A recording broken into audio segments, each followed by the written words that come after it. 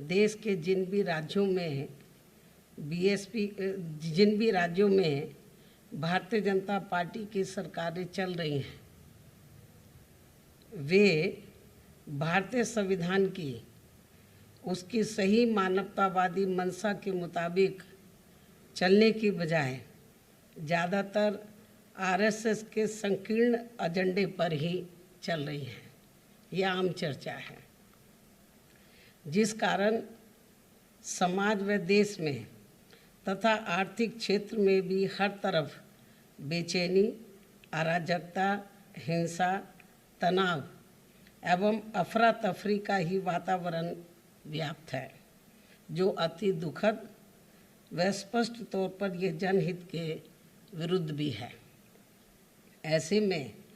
RSS प्रमुख श्री मोहन भागवत द्वारा कल गाजियाबाद में आयोजित एक कार्यक्रम में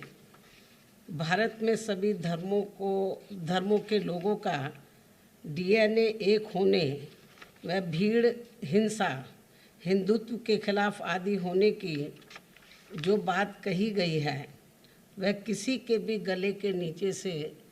आसानी से नहीं उतरने वाली है, क्योंकि आरएसएस व बीजेपी एंड कंपनी के लोगों की तथा इनकी सरकारों की भी कथनी व करनी में अंतर सभी देख रहे हैं। साथ ही आरएसएस प्रमुख देश की राजनीति को विभाजनकारी बताकर जो कोस रहे हैं, ये ठीक नहीं है। जबकि सच्चाई तो ये है कि खासकर जिस बीजेपी व उनकी सरकारों को वे लोग जनहित व देश हित की खास परवाह किए बिना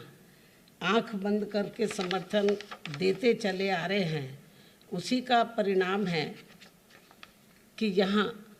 जातिवाद, राजनीतिक द्वेष, सांप्रदायिक हिंसा आदि का जहर सामान्य जनजीवन को त्रस्त किए हुए हैं। इतना ही नहीं, बल्कि ये भी सर्वविदित है कि बीएसपी को अगर लगता कि बीजेपी सही में आरएसएस के शिकंजे से निकलकर वह संवैधानिक सोच के मुताबिक चलकर सर्व समाज एवं सभी धर्मों के लोगों के हित में काम कर सकती है, तो फिर काफ़ी पहले सन 1995 में ही बीएसपी इनका भारी समर्थन ठुकराकर यूपी की सरकार से इस्तीफा नहीं देती। जबकि उस समय सपा की जाति व हिंसावादी राजनीति से तंग आकर कांग्रेस, बीजेपी व अन्य सभी विरोधी पार्टियां बीएसपी की सरकार को बाहर से समर्थन दे रही थी। और फिर ना ही सन 2003 में इनके गलत इरादों को भांपकर बीएसपी इनसे अलग होती। इस प्रकार से बीएसपी इनकी गलत व संकीर्ण नीतियों की सर्वधर्म व सर्व समाज के व्यापक हित में हमेशा ही खुलकर विरोध करती रही है। कहने का तात्पर्य यह है कि कुल मिलाकर आरएसएस के सहयोग व समर्थन के बिना बीजेपी का अस्तित्व कुछ भी नहीं है।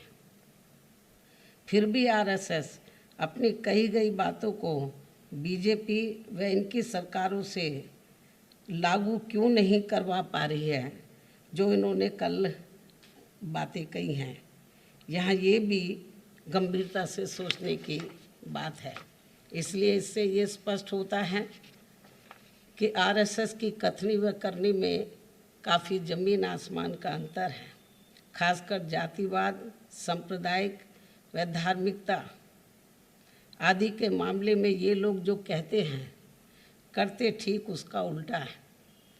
जो ये सभी को मालूम है। संक्षेप में अब मेरा यही कहना है कि आरएसएस प्रमुख का कल दिया गया ताज़ा बयान वास्तव में लोगों को न केवल अविश्वसनीय